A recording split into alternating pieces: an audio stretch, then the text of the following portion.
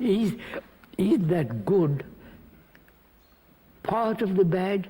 Does the good know the bad? Or the bad, or the good is the outcome of the bad? Then if it is outcome, it is still part of the bad. It's like a child being born. It's still part of the mother. Well, yes, some people would say that they are opposites which exist in relation to each other. Yes. Yes. Now, I say, are they opposite? Or they totally, they have no relation? Well, there's a very clear difference between a bad man and a good man. Yes. So, in that sense, Yes. They are very different. Yes. On the other hand, in a human being, good and bad grade into each other. And sometimes you don't know which is which. No, that's what I'm questioning. That's what I'd like to discuss with you. I feel, I mean, to me, the good is totally divorced from the bad. Like love is not related to hate. Yes, yes, yes.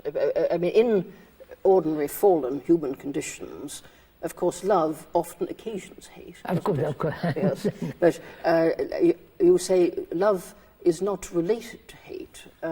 You mean that it's an entirely different kind of concept? Yeah, totally. Love has no feeling about hate. It has no relation to hate. Yes, go on. Yes. It is not encompassing or embracing hate. Wait a minute. Let me ask a supplementary question. Would you say the same about love and desire? If we took those two words, yes, I would. You say yes. That you regard desire as something connected with psychological becoming. Yes.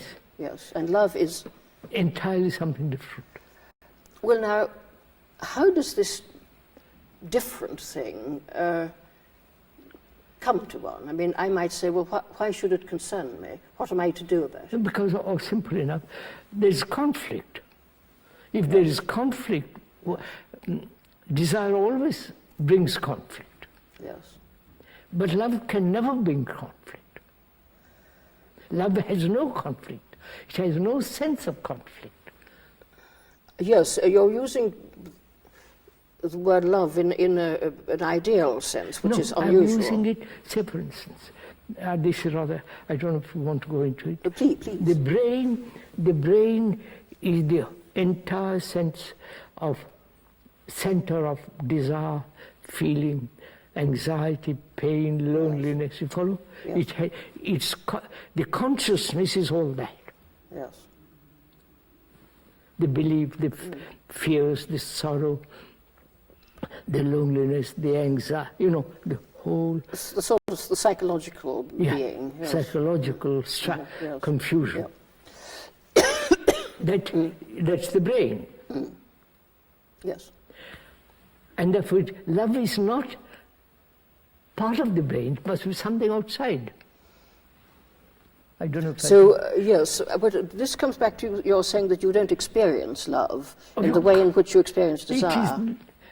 I can't experience something which is so. But if I'm loving, better again, let's put this aside, that in ordinary parlance, you speak of jealous love or something. Well, that's not what we're talking about.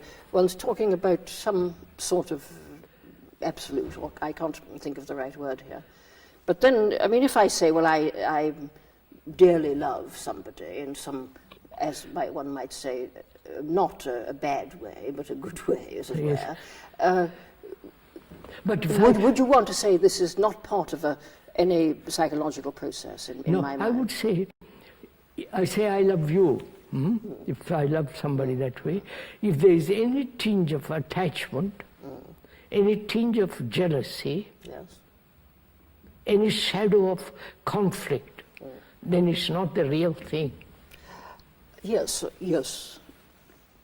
Right, yes. I was brought up as a Christian, so there's a lot of a Christian way of looking in me, although I don't believe in God or the divinity of Christ. But I can see, in Christianity, there would be an idea of divine love or perfect love, which is something which we don't normally achieve at all, perhaps, but which... And I don't see why not. Because if I'm not jealous, I won't be jealous. There is no sense of attachment to another person, which doesn't mean lack of love. Attachment is